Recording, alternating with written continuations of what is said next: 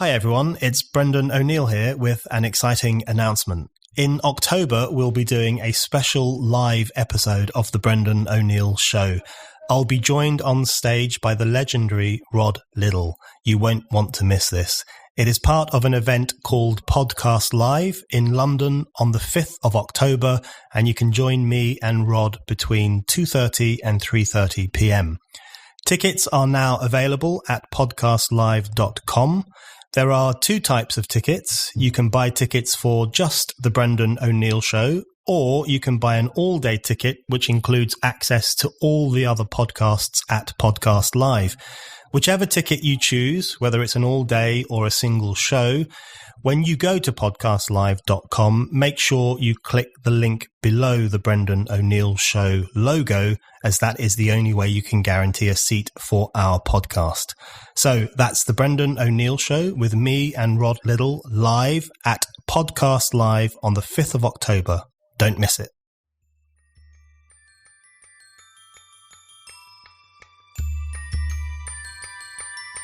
The old word is treason. We are engaged in a highly contentious negotiation with a strong and united and determined opponent.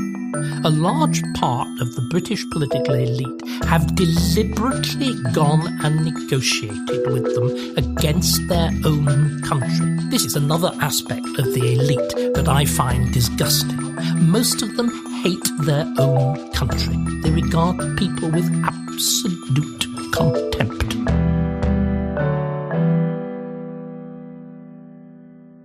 Hello and welcome to the Brendan O'Neill Show with me, Brendan O'Neill. This is a podcast in which an esteemed guest joins me to talk about the big ideas, the bad ideas, the problems and the controversies of life in the early 21st century. In this episode, I am delighted to be joined by David Starkey. David is arguably Britain's best-known historian. He is a fellow of the Royal Historical Society.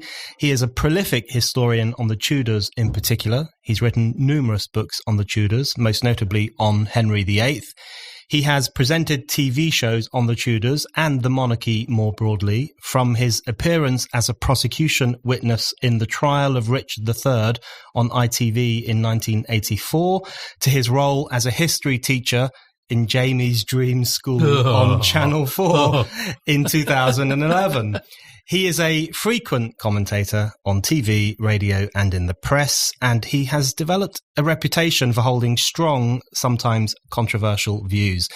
He has fallen foul of the PC elite and censorious Stepford students quite a few times, which I think marks him out as someone worth listening to.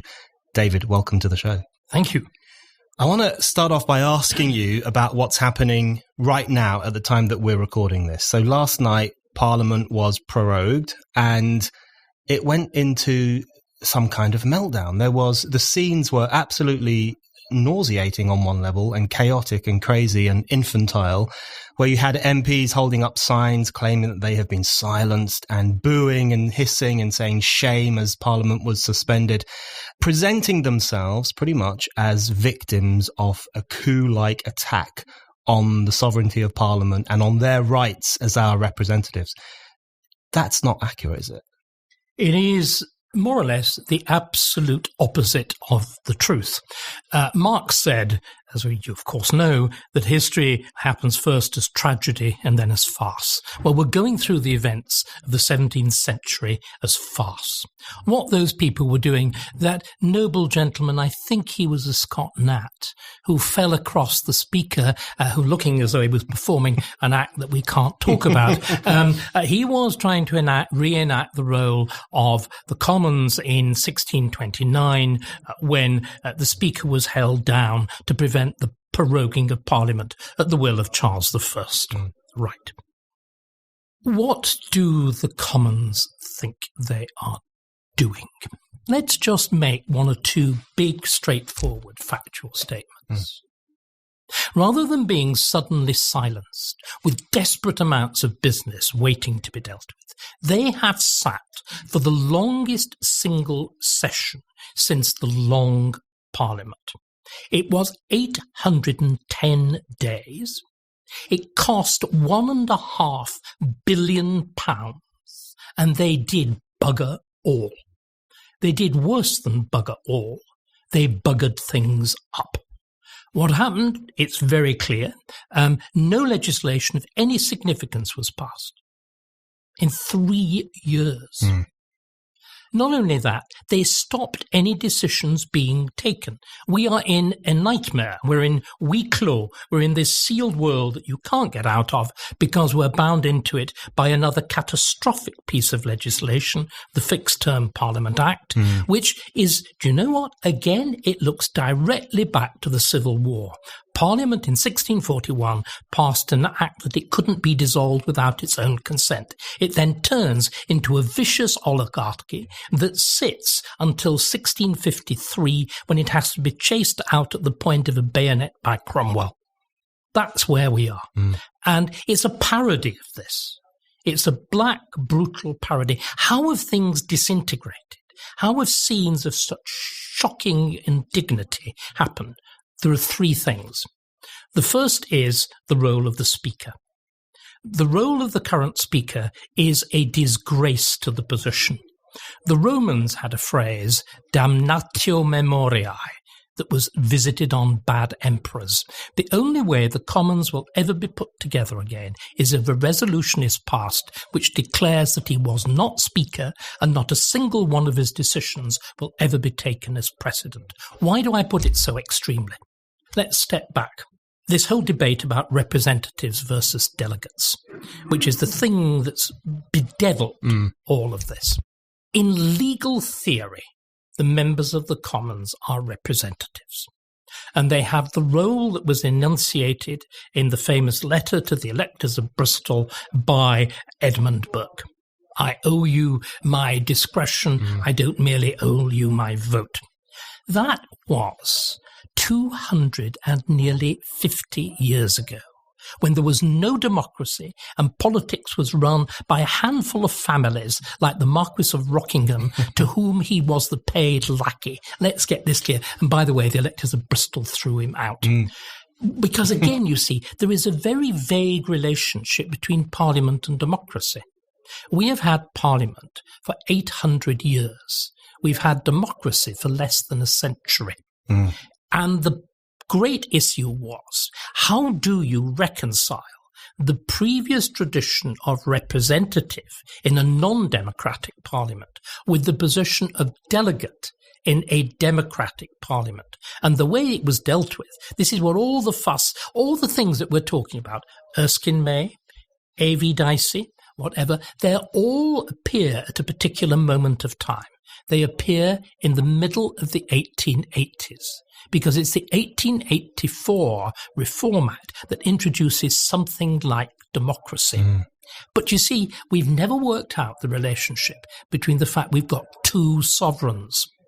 There is the legal sovereign, which is the Crown in Parliament, and there is the real political sovereign, which is the sovereign people behind them. But what we did, and this is why Bercow's behaviour is so disastrous, it's why Theresa May's behaviour has been so catastrophic. What we developed in the middle, thanks to Erskine May, the Parliamentary Handbook, and endorsed by Dicey, we developed a whole series of devices. They were conventions that turned MPs from more or less representatives into more or less delegates. And what are these things?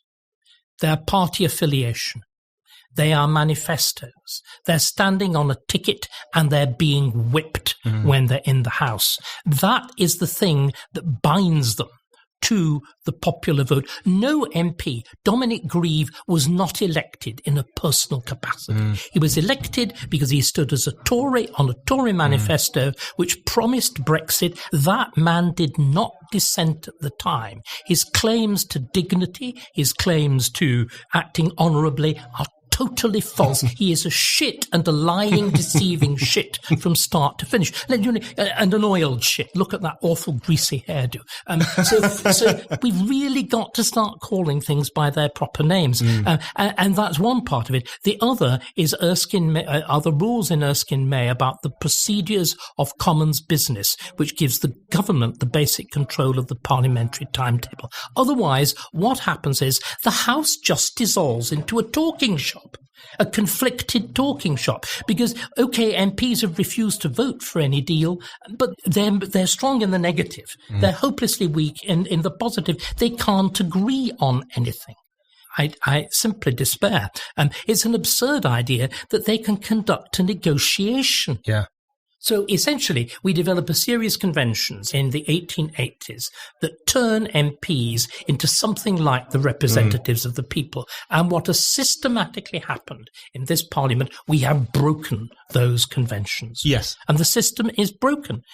Theresa May's loss of the election and an absurd notion that you could keep people with completely contradictory opinions on a main platform of government policy in the same party broke down the whipping system. Bercow broke down the government's control of legislation, and you're then just left with this chaotic mess. That's one of the best summaries I've heard of the development of parliamentary democracy and the crisis of parliamentary democracy today. And it follows on to my next question. I wanted to ask you about what you see as the historical significance of Brexit, because it strikes me that what is casually referred to, particularly by Remainer MPs, as Brexit chaos, this is the big hashtag on Twitter, hashtag Brexit chaos, actually is one of the great benefits of Brexit, which is that it has brought back to life a lot of unresolved questions of history. And in particular, terrifyingly so. Yeah, terrifyingly so. I mean, it's like it's lifted a lid off this pressure cooker, which had been bubbling away for 100 years, probably 800 years, and everything has exploded into the open. I think that's a good thing in the sense that it has raised all these questions of what Parliament is for. It would be a good thing if there was any conceivable possibility of an answer. This is what is truly, truly frightening.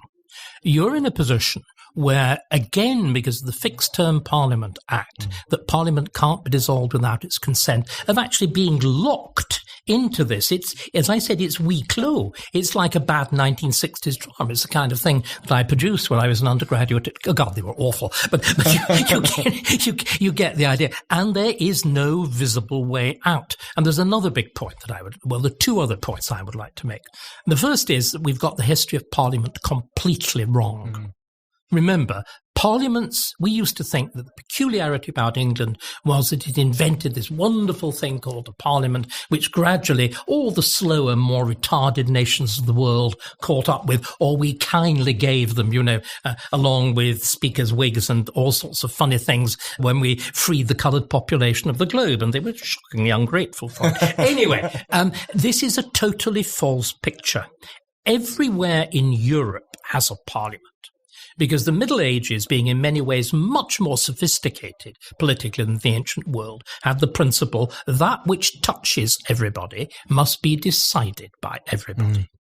Why then isn't there this multitude of antique parliaments like ours, all sitting there in neo-Gothic buildings in every capital of Europe? Because they were all abolished.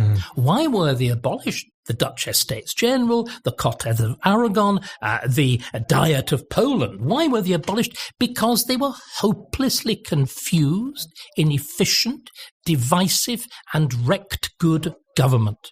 We did something completely different. We made our parliament an instrument of government. So this myth that the job of parliament is to hold the government to account, to give free rein to backbench MPs, to essentially imitate in a bigger or lesser fashion the behaviour of the 17th century parliaments is the absolute reverse of the truth. The parliaments of the 17th century are not typical of English parliamentary history. They are, thank God, the total exception. And again, it's this insane fondness of the left for struggle and revolution, which are actually horrible and terrible things as one looks at the consequences of every revolution known, apart from the non-revolution, which is called the American Revolution. The point about the Civil War, the struggle between king and parliament, every fool thinks Parliament won it. Sorry, they didn't. Parliament did not win the Civil War, the army did. It led directly to a horrible military dictatorship, the most unpleasant and dangerous regime in English history, that is the thing that's responsible largely for the horrible relations between Britain and Ireland. And do you know what? Parliament was abolished virtually as soon as the monarchy was got rid of. So we're dealing with a myth of Parliament. And one of the great problems is that huge building, the Houses of Commons, which is decorated in a committee presided over by the Prince Consort, advised by a man called Henry Hallam. Nobody now remembers who Henry Hallam was, but he's the author of the Constitutional History of Great Britain. And it presents this view of Parliament and the grand struggles between Crown and Parliament as being the birthplace of English liberty. And you get those huge, boring paintings that happily are now sort of fading and falling from the walls and being preserved at vast amounts of money, recording this grotesquely inflated vision of itself. Yes. I want to stick on Parliament just for a bit longer because it is obviously it's a very fascinating institution and an incredibly important one. You have written about the way in which, for a long period of time, voters had a choice between basically two elitist factions, and that's been British politics for a substantial number of years and decades, in fact. And you argued that one of the potential positives of Brexit, or at least one of the consequences of Brexit, is that it has made it rather clearer that actually one of the great divides in this country is Parliament versus the people, and the complete aloofness of the parliamentary class and the political class more broadly. Do you think that's one explanation for why we are witnessing such a hysterical meltdown among the political class, as shown in the scenes in Parliament the day before we're recording this? They feel like their position has been exposed. They feel utterly adrift from the lies and the pose and the acting they used to do, and now they are struggling a great deal to justify their position. They're not actually making any attempt to justify their position at all. When did you last hear any kind of rational account of what has happened? There has been no justification. On the contrary, they are absolutely invincible in the belief that they are right, because, you see, they've discovered an idea. The world, as Keynes said, is ruled by ideas. They've discovered this idea called the rule of law. The rule of law bears an extremely strong resemblance to the rule of lawyers. Yes. A great many of them are very, very well-paid lawyers. And it is an absurd idea applied to the extent that they are applying it. And do you know what? The judges have suddenly begun to waken up to the fact.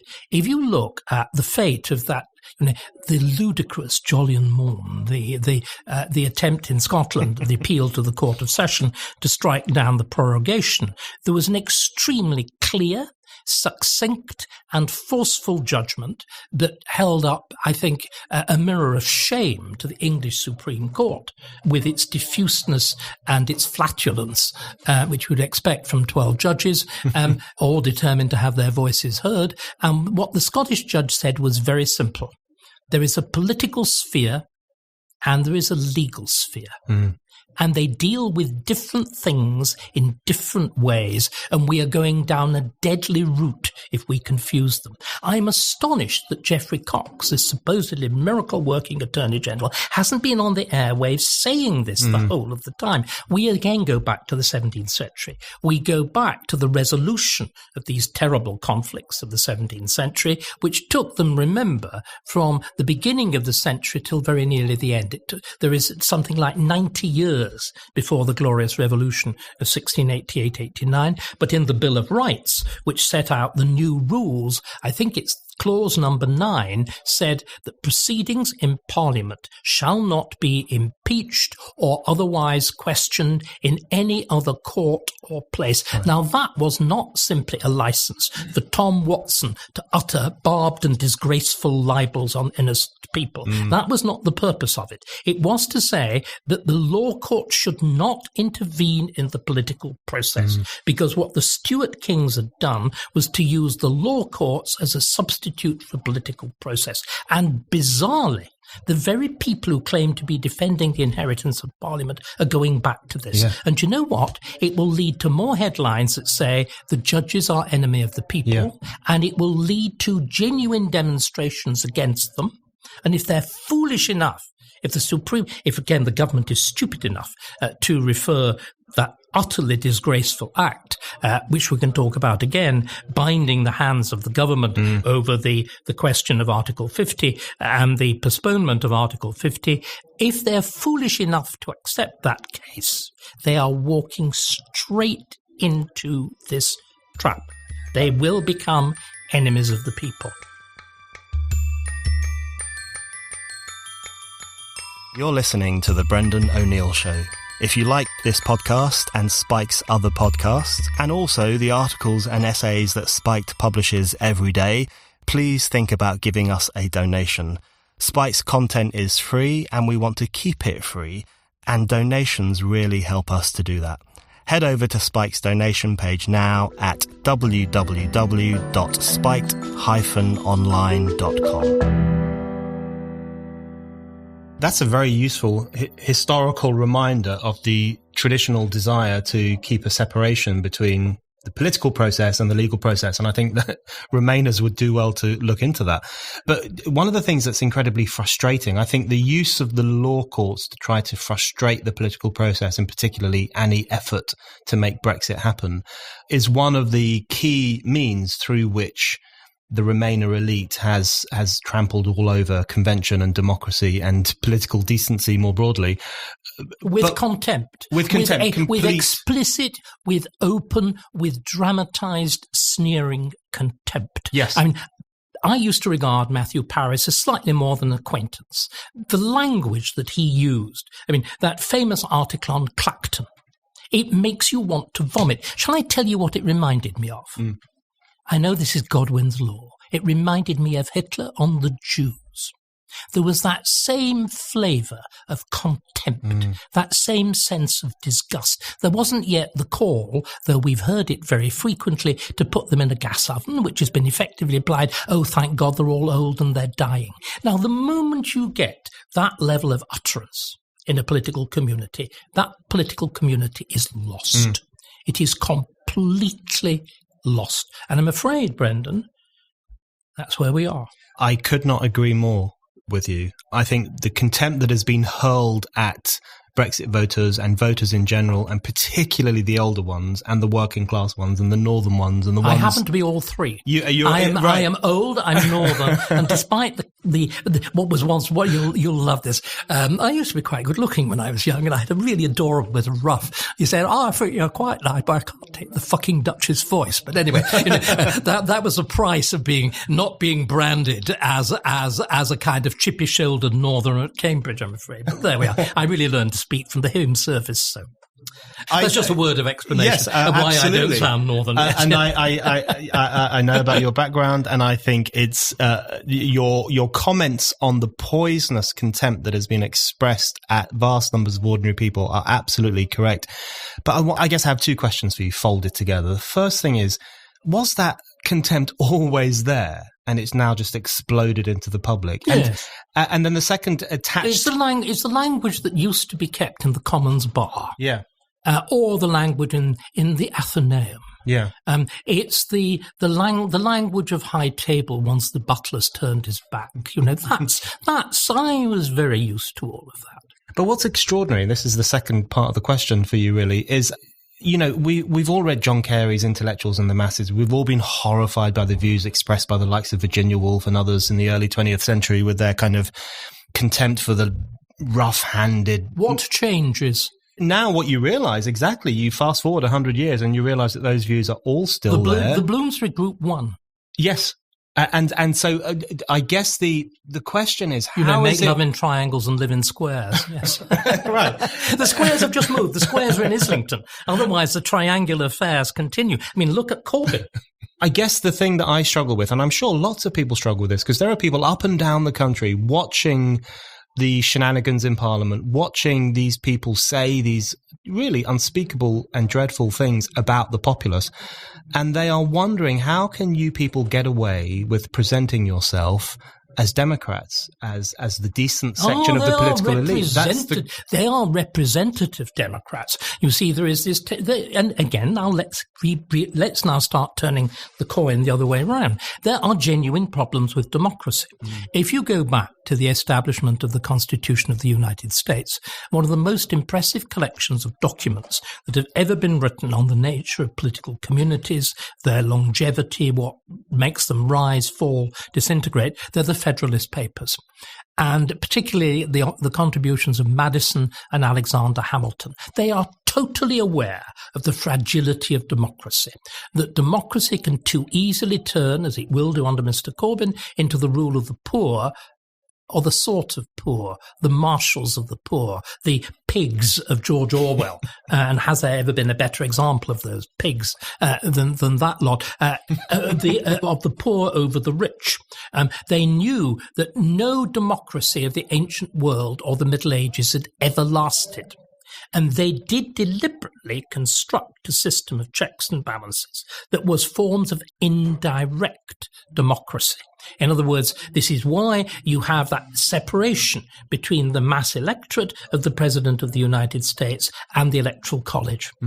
It's why you have the Constitution of the Senate. And originally, the Senate in America was even more remote from the democratic process, because before whatever amendment it was that's passed, I think, in the wake of the First World War, the Senate was not directly elected. The Senate consisted of 2 representatives from each state legislature who were sent up. So it was 3 steps away. And so it is fair to look at that. And there are measures of truth in this. You do need checks and balances in a system of government. But what is the thing that is utterly shocking about this is Parliament deliberately chose not to do that. Parliament chose, for its own purposes, effectively, the private management of the Tory party and David Cameron and the ridiculous George Osborne, who has to be, I think, the worst politician of the last 50 years. Look at everything that he did. Whatever he touched was like Gordon Brown on speed. I know it's difficult to imagine Gordon Brown on speed, but it looks like George Osborne. And every single error of super cleverness that could be made. And Cameron, in calling the referendum, of course, thought he was going to win it. Do you know how long? Have you ever looked at the Referendum Act? No. Disgraceful, Brendan. It will take you weeks to struggle through it. Do you know how long it is? 3 lines long. Oh, really? There is then an appendix of about 20 pages on the subject of election expenses. All the Referendum Act does, it specifies the question and it specifies the day on which it will be put. In other words, no protections were built into it at all, because George Osborne said, easy peasy, we are going to win this, we're going to one Project Fool, and all those stupid people who didn't go to St. Paul's will immediately put their hands up and vote no. That's what happened. But you see, again, what did you do? In theory, and I had this debate with Elena Kennedy this morning, in theory, yes, the referendum is advisory because of the sovereignty of Parliament. But that's the legal sphere. Yeah. The political sphere was that Cameron said publicly and repeatedly, we will honour the results of the referendum, and a leaflet went to every house in the country. That is political. Yep. At the moment, the legal sovereign refers itself directly to the political sovereign on a key issue, on a binary vote. Only a fool challenged that. Yeah. And the argument that because it was a narrow vote, it doesn't count. Every single general election is a vote of a few percent one way or another. The landslides of Blair were all secured with a fraction of the number of voters for leave. We've got degrees of deceit, of chicanery, of double talk, because simply they did not like the result. And they saw it as an act of rebellion. Yes, I think that's absolutely correct. And I think that distinction between, the technical correctness of saying... You see, I think, Brendan, this is something we should all be going on about. Yeah. I mean, I'm delighted to be doing this because I think what we now need, and please, Dominic Cummings, listen, you got a first in history and you were taught by my friend Norman Stone. The next month needs to be a crash course of historical explanation. It needs to be a crash course of historical explanation about the nature of government, about the nature of representative democracy, about its relationship of the legal sovereign to the political sovereign. Because you know what? I believe people understand this. Unlike most politicians, I go round and I talk to whole theatres full of people. Ordinary people, clever people, thick people. Do you know what? There's a degree of passionate involvement. People want to talk. They want to debate. They're not James O'Brien's. Thank God. They really aren't. They're prepared to listen. Yeah. They're prepared to question. They have knowledge and experience themselves. And any politician who, instead of throwing slogans at them, we throw slogans at the people like bread and circuses, the imperial contempt of the political classes and the opinion posters. They are like the Roman emperors of the decadent age. Following on from that, and I think that incredibly important point between the legalistic description of a referendum as advisory and the political fact that it was, and the moral fact as well, that it was presented.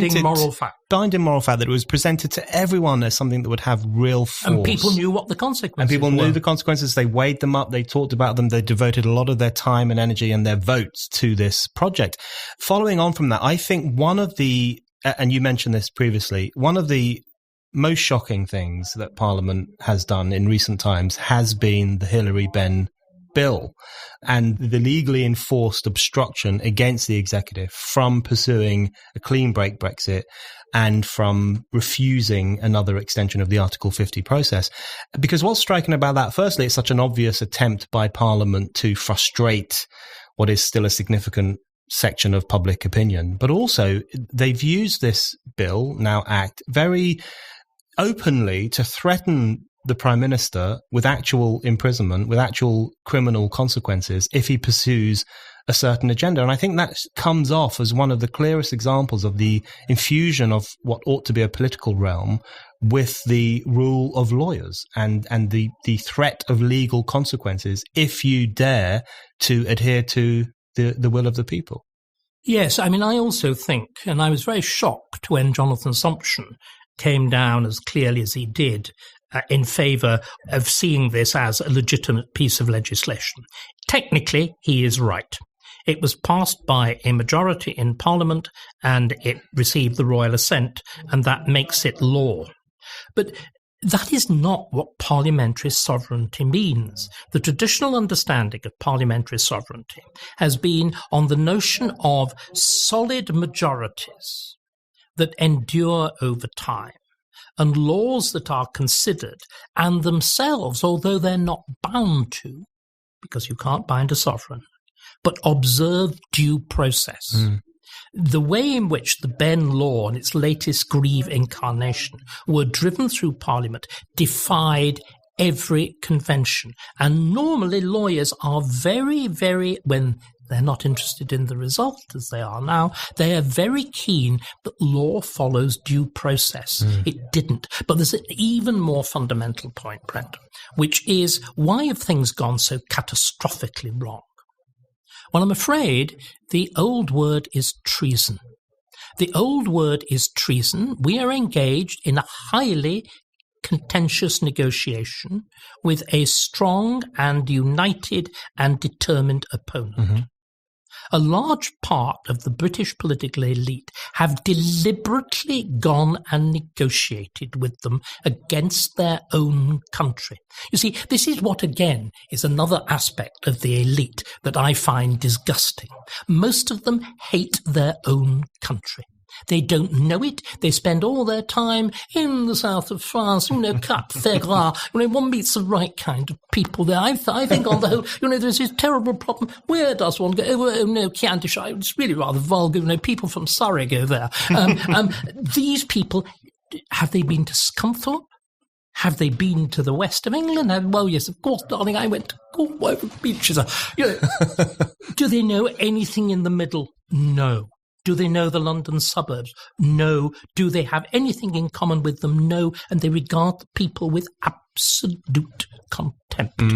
Now, what this means, of course, is that because they regard them with such absolute contempt, and because they saw themselves as being absolutely right, we have completely trashed the central convention of negotiation, which is, and again, where is Geoffrey Cox? Does he actually know any law? His silence leaves me with very grave doubts. The most important single text on English law is Blackstone's Commentaries of the 18th century. And again, the leading minority judge, the leading dissenting judge in the case of the Supreme Court, the Gina Miller case in front of the Supreme Court, whose judgments knocked spots off the majority. For clarity, he said two things that were really very striking. He said, first of all, that all these so-called rights that can only be removed with Parliament are merely consequential. They're merely consequential on our belonging to the European Union. Therefore, the European Union can unilaterally change them without any intervention of Parliament whatever. So the notion they depended on parliamentary sovereignty or grant was an absurdity. And the second thing he said was derived from Blackstone. Foreign relations have been and must be the sole responsibility of the executive, because you've got to have a unitary national voice in dealing with them, not a chorus of conflicting voices, which is what we've got. And for people to go down this route, as I said, it is only possible because you dislike your country. See, this is one hope that I have. I wrote a not very favourable piece on Johnson, as you know, for the Telegraph, and I stand by that. The one, he's got two qualities that matter. One is he's a bit of an optimist, sunny side up chap. Tummies like that and cocks like that tend to be like that. And the other thing is that he actually likes Britain. And if you look at the old reality of the Tory party, again, perverted with this ridiculous misuse of the word one nation Tory. One nation Tories are not self-satisfied smug gits like Nicholas Soames. No, they are not. What they are is they're Disraeli's definition of one nation, which is about patriotism and the union of the upper class and the lower class against the nasty, sneery, snivelling-nosed people in the middle who are contemptuous and believe in universal values and hate their own country. And there is the possibility, now we've got Nick Timothy out of the way, of actually putting that combination back together again. And the sort of Johnson Toryism, if it ever gets a chance, could look something like that. But we recover the most basic constitutional conventions. An Act of Parliament which seeks to bind the British government in a foreign negotiation has to be, by terms of process, illegal. I cannot understand how this fact is any ordinary speaker. The speaker brushed aside the notion that it's transgressing on the prerogative, not even the basic courtesy. And the House has a means of dealing with acts that transgress on the prerogative. Not even that basic courtesy was followed. There is another terrible issue in all of this. The fact that we don't have a constitutional referee. And I really am, you said at the beginning, I commit heresy. I blame the Queen. I am going to utter the unspeakable words.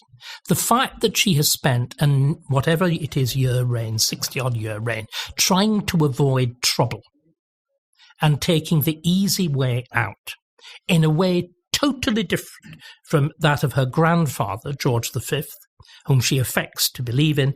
George V, at a moment like this, would have been in the centre of the political process, trying to deal with reconciliation, or at least knocking heads together. The formation of the national government, which was a moment of similar crisis, he played a central role, and his private secretary played a central role. The Queen felt she had her hands burned in the whole business of the succession to Macmillan, and has stood back, and that leaves the political process without an honest broker. In another world, you could imagine the Speaker of the House of Commons. I've only got to utter those words now, and we all fall around with laughter at the thought of the ape actually acting as a figure of unity. If you look elsewhere in Europe, this is the general role of monarchs. that the constitutional monarchs which are set up, mainly in 1830, in the revolutions of 1830, they have a central political role. And until very recently, for example, the Swedish cabinet met in the royal palace. You can still go and look at it was literally a cabinet council. It actually met in the palace, and the monarchs. I mean, it's true of Spain. It's true of the Netherlands. It's true particularly of Denmark. Play a very, very direct role in the political negotiations, which are necessary because, of course, you have repeated coalitions which are inevitable with proportional representation. Another reason, of course, why the elite love proportional representation, the people never actually get to make much of a difference to the government. Government is a mere conspiracy between an inner circle of the political class that simply rearrange the musical chairs. Or as in Germany at the moment, you have a grand coalition between the alleged left and the alleged right, and it's a stitch up from the middle.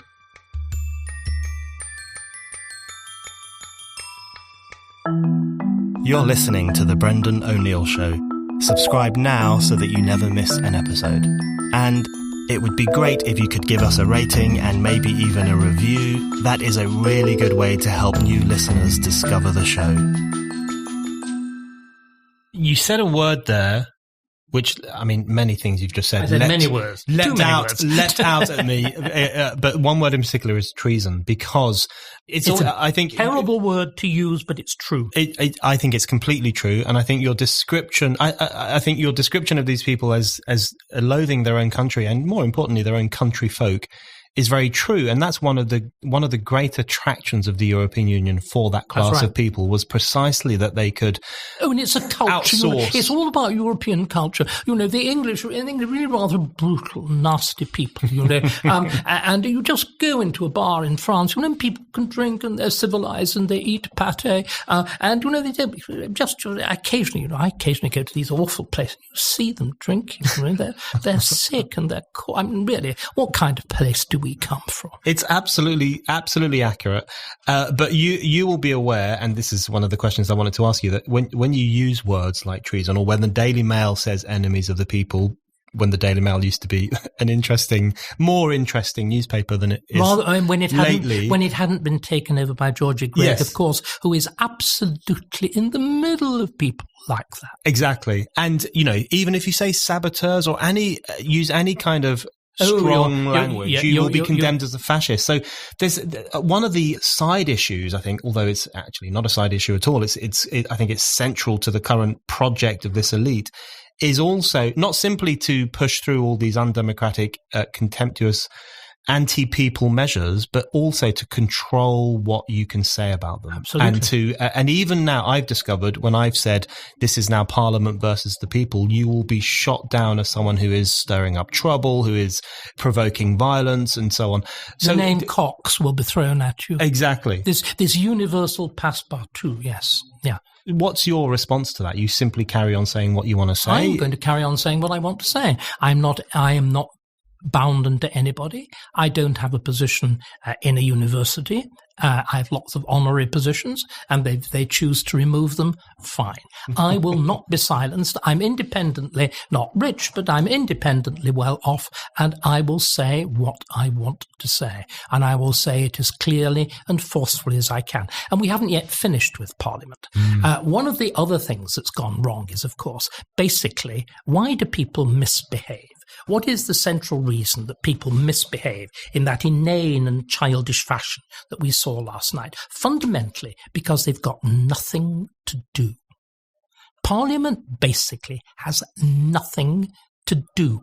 Therefore, it's filled with idle people who do two things. They get drunk on an absolutely monumental scale, look at the bills for Commons hospitality, and secondly, they fornicate.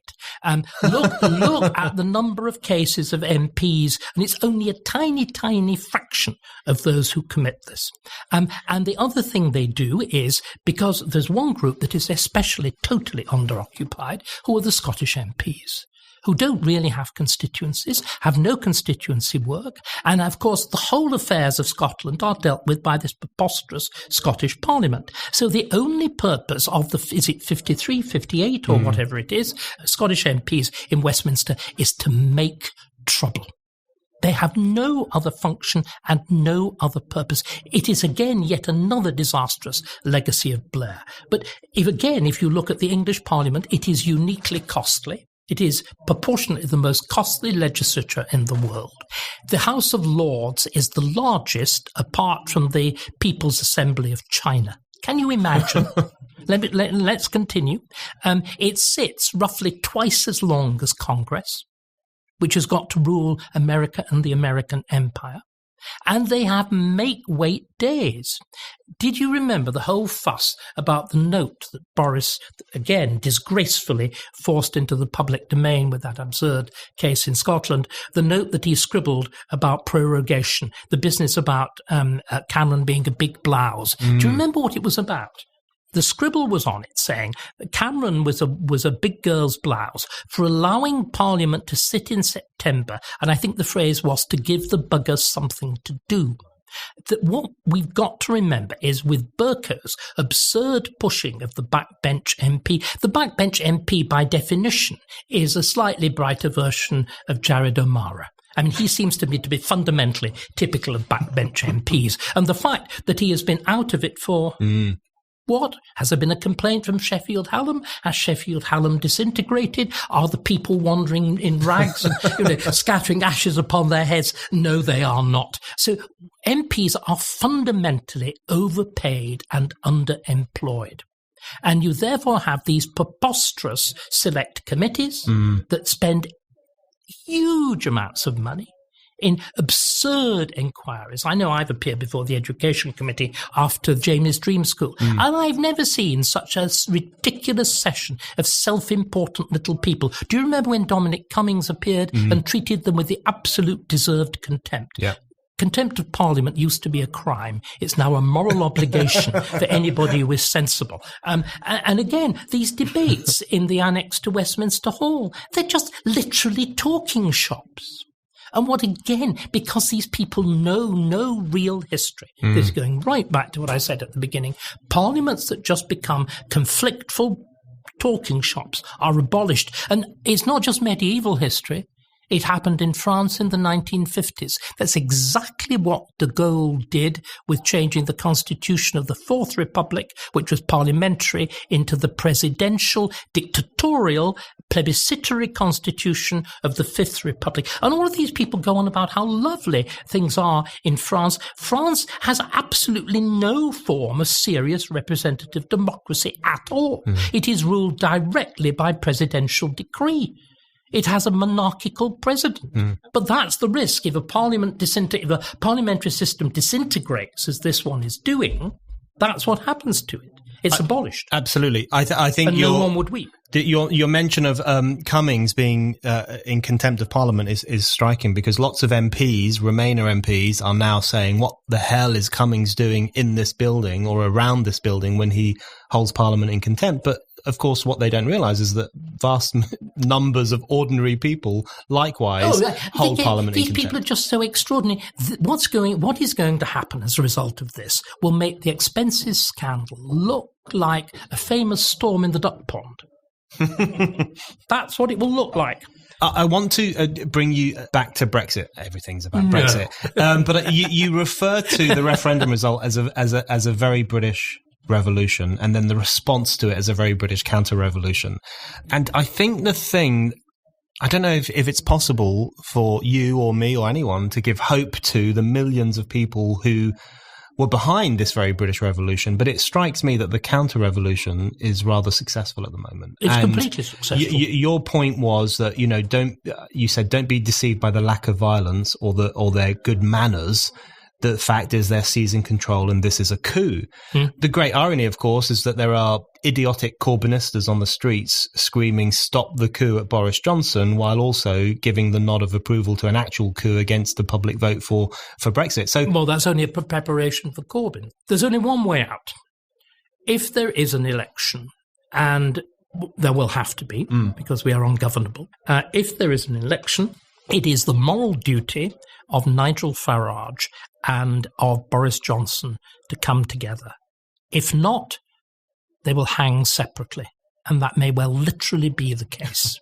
There's a very interesting Angus Wilson novel of the 1970s, which posits civil war. It's astonishingly prescient, which posits civil war as a result of the debate over our membership of the European Union. A novelist had the wit to understand in the 1970s how profoundly divisive these issues are. And why are they so divisive in Britain? Because exactly of that history that they remain as effect to appeal to, but don't really understand. We are unique in this sense of the importance of self-government. And it's why there was the American Revolution. And it's why, of course, the British Empire decided to head off future American revolutions. It would do something that no previous empire did. With the Durham Report, it decided it would actually nurture the great white colonies towards independence and dominion status. And even, of course, the wiser people understood that was what should have been done with India. And it's, of course, the great black mark against Churchill that he opposed that. So the notion of self-government is built into the English DNA. The English, not the Scots. They want to govern other people. Remember, the Scots whinge on about being colonised. They were the most brutal colonisers of empire. Every dubious company in Hong Kong and Shanghai was Scottish. The whole of the rigged banking system of Canada was Scottish. Right. Anyway, after that little rant against I'm a northerner. That little rant against our northern friends. And where does it come in? It's Henry VIII. Yeah. It is the first Brexit. It's the break with Rome. And the first real declaration of national sovereignty and parliamentary sovereignty is Henry VIII's Act in Restraint of Appeals, which says that no foreign power has jurisdiction in England. It's Queen Elizabeth at Tilbury against the Spanish Armada in 1688. I have the body of a weak and feeble woman, but I have the heart and stomach of a king, yea, and a king of England too. And I think it foul, come on, we can all do it. And I think it foul scorn that Philip of Spain or anyone else, should dare to transgress. That's there. It's real. And of course, isn't that really that kind of patriotism? It's so vulgar. But Henry V, isn't it? I never really liked Henry V. Isn't it nice that he's now being convicted of atrocities at Agincourt? Hadn't we better go there, my dear? There's a lovely new museum that's terribly anti-English. Don't you feel instinctively really a bit ashamed of being English? I was going to come to Henry VIII because you've written so much about him and you are the foremost expert on Henry VIII. And one of the things that you say, as you've just said now, is that in some ways the Reformation in England and Henry's break from Rome sowed the seeds of what has become Euroscepticism. And I think 500 years of propaganda. I remember my mother. My mother was a typical Northern Puritan, though she didn't realise it, and a product of all of this. My first school trip was to Rome. The look on her face, the whore of Rome, the whore of Babylon, and all the rest. And she couldn't quite put it to me. I was 12 or 13. I still remember my mother. Rome. Wash your hands. They have very funny toilet habits. And all of that propaganda. But there's another point, Brendan. Now let's be serious. But it's very important to laugh about these things as well. But let's again be quite clear. This is what is so shocking about the perversion of the notion of parliamentary sovereignty. Parliamentary sovereignty was created to further national sovereignty. Yep. And the notion you can separate parliamentary sovereignty from national sovereignty is a vile antithesis. You cannot do it. And of course, the Remainers do it all the time. Yeah, that was my next question, because it strikes me as so patently ridiculous, this notion that the people who are currently devoting their every waking hour to keeping us in the European Union, to keeping us in this globalist, oligarchical, explicitly anti-national, anti-democratic, anti-nation state institution. Empire. I mean, my old colleague Alan Sked, who is a real founder of UKIP, and the man, of course, who destroys the English political career of Chris Patten and deserves the plaudits of the nation for so doing, he said, the EU is an empire. And it's like all multicultural, multilingual empires. It's serviced by a multilingual elite who view the populace below them, who are a lot of monoglot peasants, with absolute contempt.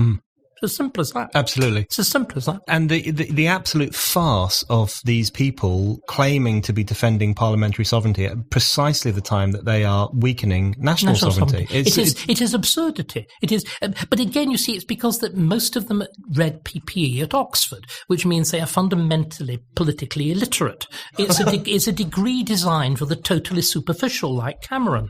When Vernon Bogdanor said that Cameron was his most brilliant student, I think that tells you everything you need to know about Oxford PPE. I have one more question. I have a million more questions. I hope you didn't do PPE. I didn't do PPE. You're forgiven. I have a million more questions, but only time for one more, which, going back to the points you made incredibly well earlier on about the absolute blind, stinking, seething contempt that these people feel for the masses, for people in Scunthorpe, for people in Merthyr Tydfil, for people around the country. It strikes me that one of the most striking things about Britain in the 21st century, but also a thing that makes perfect sense, is that we have a political elite, a political class, a media class who have no appreciation whatsoever for the ideal of national sovereignty and its relation to parliamentary sovereignty. And we have vast numbers of ordinary people who do have an appreciation of that and understanding that is the of only that. thing of hope. As I said to you, the possibility of the reconstruction of the Conservative Party as Disraeli imagined it, between those of us in either the educational or the as it were, the elite by birth, who actually believe in Britain, love the country, have that, I can't walk past the Abbey without that sense for 1,000 years. I try to give it in the programs that I make. I try to give that sense of, it's what Burke was really about, that a nation is a community, a contract of past, present and future, the sense that we are standing on the shoulders of these people and their achievements, and they are part of us, and we will hope to pass them on. And that absolute shallow contempt that assumes that the past is nothing, that the past of one's own country is nothing, and mere abstract reason. The whole enterprise of the Blair government to declare the year one, to try to be a kind of peaceful French Revolution, is catastrophic. It produces things like the absurdity of Lord Falconer trying to abolish himself as Lord Chancellor and discovering the term was written into so many acts of Parliament he would have had to have repealed half the statute book in order to do it. Absurdities like the creation of a Supreme Court. How can you have a Supreme Court when there is no separation of powers and the executive is actually in the legislative? And again, if we hadn't been so stupid as to abolish the position of Lord Chancellor on this principle of rational separation of powers, French, of course, Montesquieu, they can't understand complicated things. It's what that rather narrow, simple logic leads you to. Do you imagine we would have had the denigration of the courts, the destruction of the dignity of justice, the impossibility of ordinary people actually? Anybody who is not desperately poor or desperately rich cannot have proper access to justice. This is a national shame. And it has arisen directly from the application of false commercial calculus to things like the law courts. I mean, okay, I've been coming over as a Tory. There are aspects of the last 40 years of Toryism which I am so deeply ashamed of.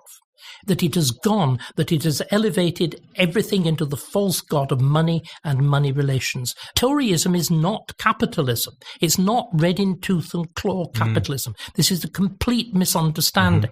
There has to be an attachment to a notion of a national community. There has to be an attachment to a notion of serious institutions. Again, the Conservatives' destruction of local government under Heath's Spit, Keith Joseph vomit, is utterly shocking. The counties, as any Yorkshireman will tell you, are absolutely central to the history and the lifeblood of England.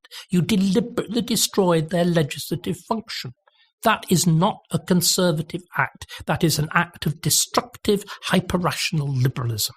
And the one good thing that may come out of the purging of the Tory party, it will get rid of the hyperactive, super-rational liberals. Because liberalism, let's again look at it, Swinson, liberalism is an utterly destructive creed. If you apply reason to everything, you destroy everything. Marx understood that.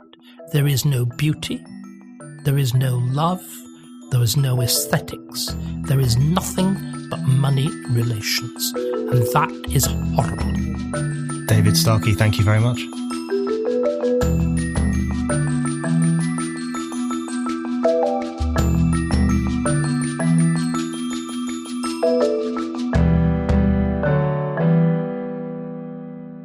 Thank you for listening to The Brendan O'Neill Show.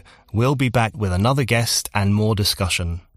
Don't forget to subscribe, and in the meantime, keep reading Spiked at www.spiked-online.com.